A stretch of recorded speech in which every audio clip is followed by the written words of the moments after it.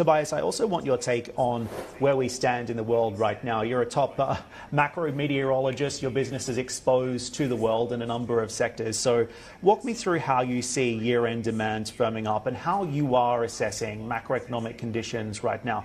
No shortage of challenges out there, whether that's trade tensions between the US and China impacting supply chains, whether that's the trajectory of global interest rates, whether it's the outlook for global growth. What's your read on year-end and 2025 as it stands?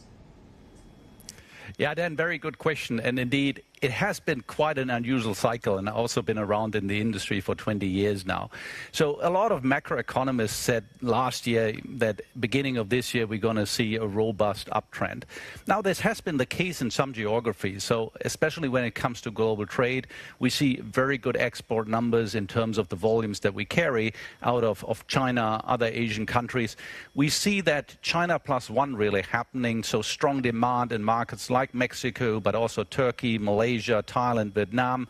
So that is happening.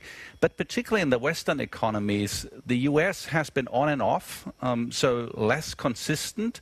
There is weeks where you really think, wow, this is a strong trend, but then there are weeks again that are astonishingly weak. And I think we're all disappointed about Europe, also Germany, I have to say.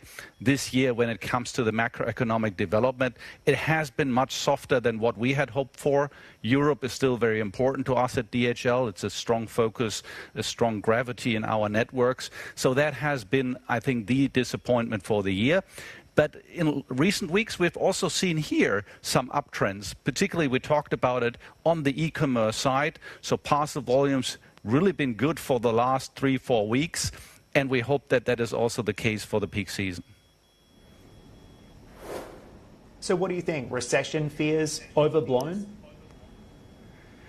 Difficult to say. I mean, we do see profound shifts in the economic activity. We see that China has domestic challenges, but that puts even more pressure to export, to enter new markets. So we see companies doing that.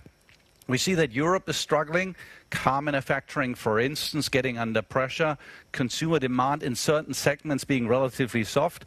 So Dan, I think it's still hard to call what 2025 will bring.